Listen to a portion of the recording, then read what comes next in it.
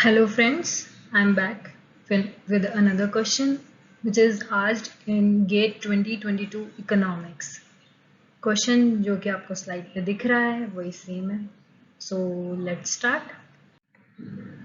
A monopolist faces the following inverse demand function P is equals to 40 minus Q, where P denotes price and Q denotes quantity. The monopolist has zero fixed cost and a marginal cost of 5 per unit of output produced. The monopolist aims to maximize profit. Suppose the government imposes a tax of 5 per unit on output on the monopolist. As a result, the price charged by monopolist profit maximizing monopolist of the consumer increases by 2.5, 10, 0 और 5. Question हमें ये कह रहा है कि एक monopolist firm है यानी कि सिंगल फर्म है जिसकी मोनोपोली पावर है मार्केट में, उसका डिमांड फंक्शन है 40 minus Q, P is equals to 40 minus Q.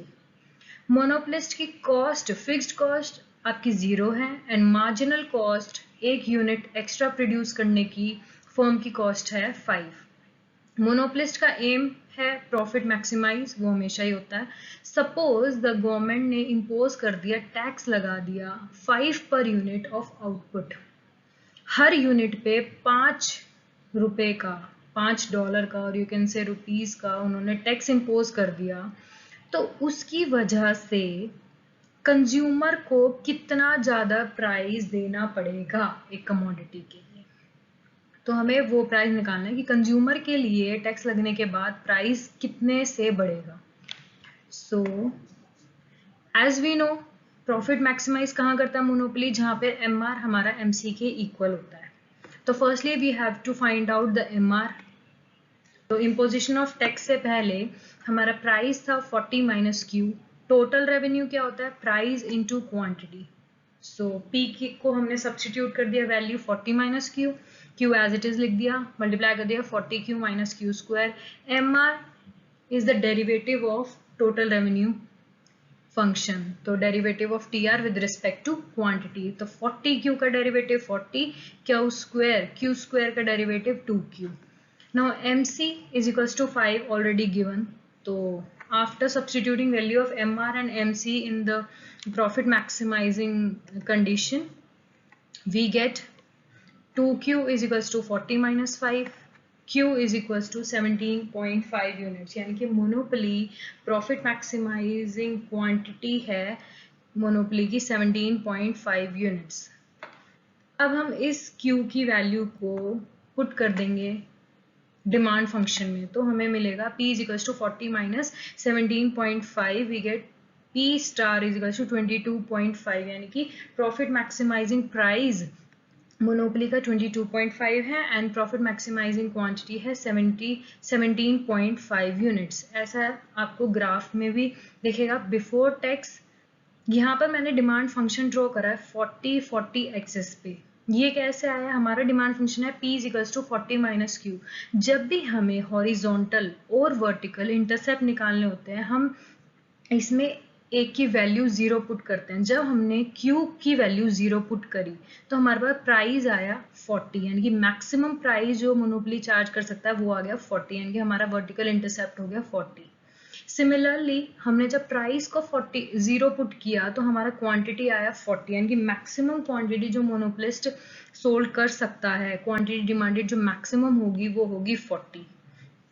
So after joining this we get demand function and MR कर हमें पता है MR is equals to 40 minus 2Q. तो इसमें जब Q is equals to 0 put करेंगे तो MR आएगा आपका 40. तो इसलिए डिमांड फंक्शन और MR फंक्शन, MR कर्व हमारा दोनों 40 से स्टार्ट हो रहा है.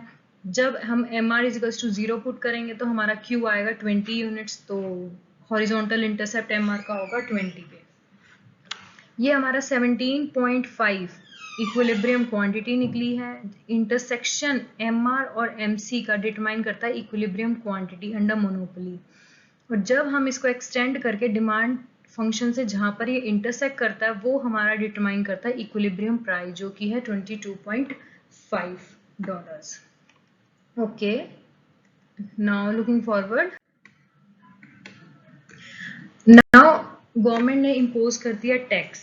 टैक्स लगने से मोनोप्लिस्ट की टोटल कॉस्ट बढ़ जाएगी। तो टोटल कॉस्ट होता है हमारा initial total cost plus taxation cost.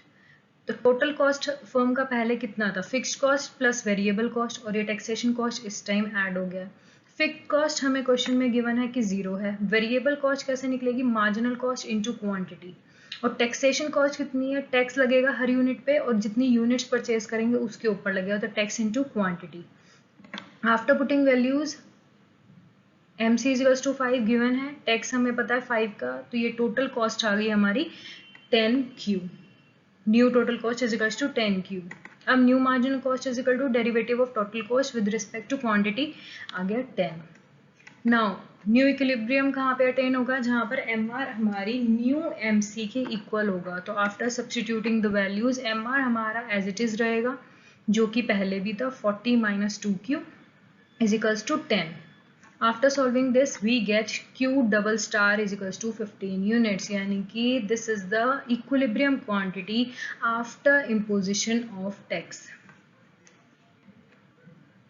At Q is equals to 15 units, we put value of Q in demand function, we get P double star or equilibrium price after imposition of tax as $25.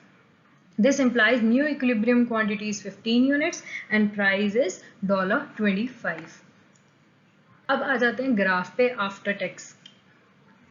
MR curve as it is है, demand function as it is है, MC initial 5 पे था, tax लगने के बाद marginal cost मोनोप्लिस्ट की बढ़ गई और मार्जिनल कॉस्ट आपकी 5 की जगह 10 हो गई। तो फ्लैट कर्व, हॉरिजॉन्टल कर्व जो इंटरसेक्ट कर रहा है MR और MC को एट क्वांटिटी ऑफ 15 यूनिट्स, जो कि हमने अभी निकाली है, एंड इक्विलिब्रियम प्राइस इज 25। अब यहाँ पे हम ग्राफ में ये देख सकते हैं कि विदाउट टैक्स इक्विलिब्रियम क्वांटिटी थी 17.5 एंड इक्विलिब्रियम प्राइस था 22.5। After imposition of tax price increases from 22.5 to 25, यानी कि this is the extra amount which consumer has to pay when tax levies on monopolist. So after imposition of tax, equilibrium price increases from $22.5 to $25. This shows that consumer must pay $2.5 extra for the same commodity.